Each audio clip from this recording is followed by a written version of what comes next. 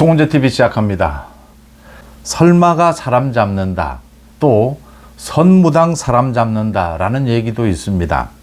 민주당의 이재명을 보고 있자면, 또 이 법사위 정청래를 보고 있자면 설마라는 말이 이제는 통하지 않는다 라는 생각을 하게 됩니다.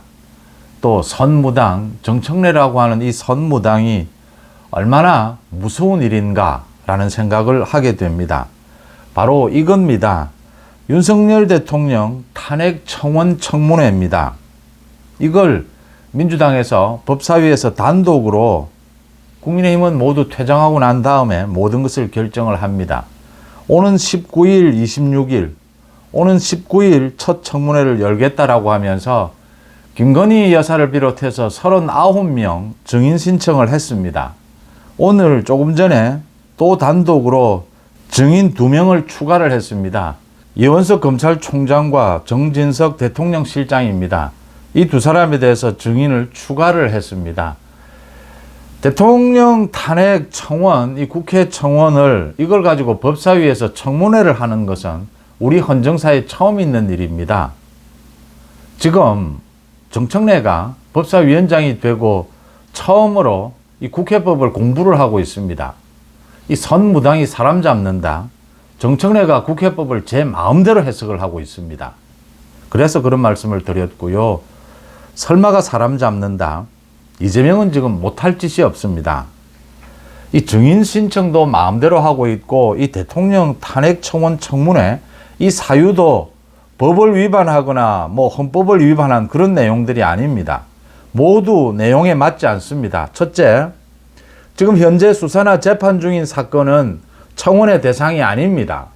그런데 수사나 재판 중인 사건이 지금 이 사유에 들어가 있습니다. 대북 확성기 방송 재개, 이건 국가 안보를 위해서 대통령이 결정한 사항입니다. 이건 탄핵 사유가 될 수가 없습니다. 현행법 헌법 위반 사안이 아닙니다. 그 다음, 지금 대통령이 결혼하기 전에 김건희 여사의 주가 조작 의혹, 이 대통령과 관계가 없는 것입니다. 이런 내용들이 지금 전부 들어가 있는 겁니다. 분명하게 우리 헌법에, 헌법 제65조입니다. 대통령, 국무총리, 국무위원 등 기타 법률이 정한 공무원이 직무 집행에 있어서 헌법이나 법률을 위배한 때에는 국회는 탄핵 소추를 의결할 수 있다, 이렇게 되어 있습니다. 이게 지금 탄핵과 관련한 청문회나 탄핵을 의결할 이런 내용, 사유가 되지 않는다라고 하는 것입니다. 그런데도 이재명은 밀어붙이고 정청래라고 하는 선무당이 칼춤을 추고 있습니다. 오는 19일입니다. 19일 첫 청문회가 열립니다. 국민의힘에서는 며칠 전에 헌법재판소에 권한쟁의 심판을 청구해 놓고 있습니다. 또 효력정지 가처분도 신청해 놓고 있습니다. 빨리 오는 19일 이 청문회는 국회법에도 어긋나고 헌법에도 어긋나기 때문에 못하도록 해달라고 하는 신청입니다. 오늘 대통령실에서도 정진석 자신이 지금 증인으로 신청이 됐습니다.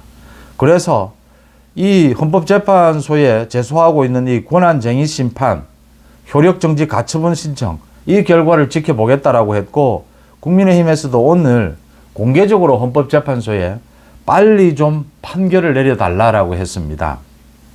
헌법재판소는 언제나 듣습니다. 언제나 일이 다 끝나고 난 다음에 판결이 나오는 경우도 많고 판결을 하지 않는 경우도 많습니다. 어제 대법원에서 이례적으로 신속하게 이재명의 그 대북 송금 사건, 이걸 대장동 사건에 병합해 달라고 하는 신청에 대해서 기각 결정을 내렸습니다. 제가 판단하건대 이재명은 자신과 관련되는 많은 재판 중에서 가장 큰 충격을 받았을 겁니다. 다른 곳이 아니고 대법원 판결입니다. 처음으로 대법원 판결로 이재명이 지금 하고 있는 행태가 잘못됐다라고 결정을 내린 겁니다. 이제는 헌법재판소가 나설 차례다. 대법원도 참 늦습니다. 그런데 어제는 신속했습니다. 이제는 헌법재판소가 나서야 될 차례다. 헌법재판소도 언제나 늦습니다.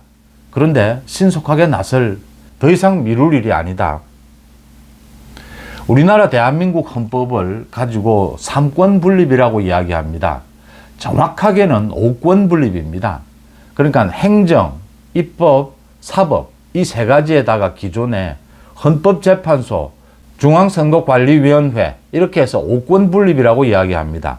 대통령이 임명하는 것처럼 되어 있지만 거의 대통령의 권한에 벗어나는 독자적인 권한을 행사하고 있습니다. 그래서 오권 분립입니다. 대한민국의 헌법 질서를 지키는 마지막 보루는 이 대법원과 헌법재판소입니다. 대법원이 어제는 직접 굉장히 신속하게 나섰습니다. 이제는 헌법재판소가 나설 차례다. 헌법재판소가 아직 3일의 여유가 있습니다. 많은 논란을 잠재울 수 있습니다. 오는 19일 이전에 헌법재판소가 이 판결을 내려주면 됩니다. 복잡하지 않습니다. 법을 위반하는 것이 있느냐, 헌법을 위반하는 것이 있느냐, 그것만 판단하면 될 일입니다. 지금 헌법재판소 9명의 재판관 거의 대부분이 정통 보수 제대로 된 법관들입니다. 늦출 이유가 없습니다. 대법원처럼 헌법재판소가 나서야 하고 또 많은 국민들이 지금 기대를 하고 있습니다. 요즘 송은재TV 댓글을 보면 제가 가장 인상적으로 보는 것이 두 가지가 있습니다. 하나는 저 선무당 같은 정청래 이재명이 만약에 지금 대한민국의 대통령을 비롯해서 대법원장, 헌법재판소장 이 모두를 탄핵해버리면 어떻게 되느냐라는 말씀입니다. 국회에서 과반 이상을 차지하고 있다. 대통령은 어렵겠지만 지금 모두를 다 탄핵해버리면 대한민국 판사, 검사 모두를 다 탄핵해버리면 도대체 이걸 어떻게 해야 되느냐라는 것입니다. 설마 하다가 가능할 수 있습니다. 이재명 정청래가 하는 것을 보면 못할 일이 아닙니다. 전부 다 탄핵을 해버리고 대한민국의 이 완전히 국가 시스템을 마비시켜버리고 말 그대로 내란입니다. 국가 전복입니다. 이걸 시도할 경우에 어떻게 해야 되느냐라는 것입니다. 그리고 또 많은 분들이 댓글을 통해서 짜증이 나서 뉴스가 보기 싫다라고 합니다. 이재명이 하는 짓, 정청래가 하는 짓을 보면 또 국민의힘 지금 전당대회 폭력 사태까지 나는데 이런 것을 보면 짜증이 나서 뉴스 보기 싫다라고 합니다. 저는 여기에서 이 두 가지에 대해서 말씀을 드립니다. 국민들의 저항권 이야기를 합니다. 하다 이제 마지막 안 될 때 국가를 전복시키려고 할 때 나서야 하는 것은 국민입니다. 국민들이 저항해야 한다. 어떻게 저항해야 하느냐? 길거리에 나와서 시위를 하고 많은 집회를 하고 이것도 방법일 수 있습니다. 최후의 방법일 수도 있습니다. 그런데 그 전에 짜증이 나더라도 이런 일에 따박따박 국민들의 여론을 모아서 강압해 가야 한다. 압박을 넣어 가야 한다. 라는 점입니다. 좀 짜증이 나더라도 뉴스를 보면서 이런 모든 부분에 대해서 국민들의 여론을 모아가는 것, 이게 국민들의 저항권, 저항의 출발이다. 저는 그렇게 생각합니다. 이 모아가는 것이 어떤 효과가 있느냐? 어제 대법원에서 이례적으로 신속하게 이재명에 대해서 사건 병합 안 된다라는 판결을 내렸습니다. 이재명은 아마 지난 2년 동안 가장 큰 충격을 받았을 겁니다. 다른 곳도 아니고 대법원이 나선 겁니다. 헌법재판소가 나서면 됩니다. 내일 모레 시간이 있습니다. 이 전문가들 들여다보면 1시간이면 결론이 날 것들입니다. 가처분 신청을 받아들여서 청문회 못하게 하면 됩니다. 지금은 믿을 곳이 헌법재판소밖에 없습니다. 이재명 정청래 민주당은 위헌정당입니다. 이 청문회부터 헌법재판소가 나서서 이건 위법이다, 위헌이다라고 해서 못하게 만들면 이재명 저 민주당의 탄핵 저 바람 막을 수가 있습니다. 우리 헌법을 지킬 수가 있습니다. 대부분의 국민들이 길거리로 다 나가서 정말 원색적인 저항권을 행사하지 않아도 됩니다. 그 전에 막을 수 있다라고 하는 것입니다. 또 한 가지는요. 내일 모레 이렇게 서두를 수 있다. 서두르면 된다. 대법원도 서둘렀다. 이겁니다. 대통령, 헌법재판소장, 전국의 판사, 검사 다 탄핵하면 어떻게 할 겁니까?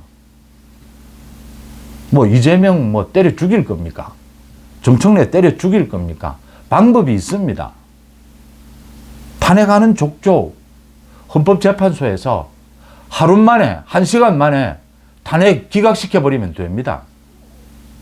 할 수 있습니다. 법과 헌법을 위반해야 합니다. 탄핵 사유는. 오래 걸리지 않습니다. 대통령 탄핵 1년이 걸립니다. 장관 탄핵 6개월이 걸립니다. 헌법재판소에서 그렇게 끌 이유도 없고 지금은 끌 수도 없습니다. 자, 대한민국 정부를 구성하는 전부 대부분을 지금 판사, 검사까지 다 탄핵을 했다라고 가정해 봅시다. 헌법재판소가 어떻게 해야 되겠습니까? 하루 만에 전부 기각을 시켜서 되돌려 보내야 하는 겁니다. 전부 업무에 복귀시켜야 하는 겁니다. 국회에서 탄핵 결정이 되면 업무를 떠나야 합니다.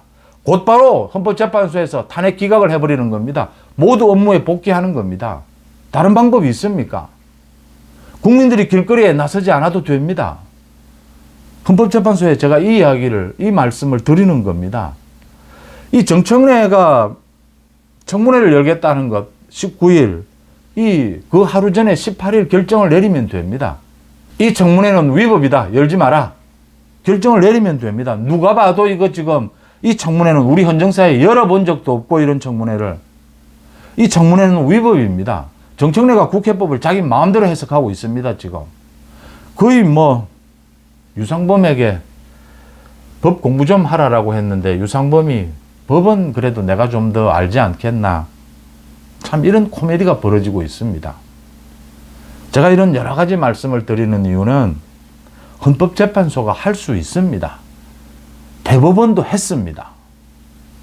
헌법재판소가 신속하게 이런 부분들을 정리해 가면 소위 줄 탄핵 사태를 막을 수 있습니다.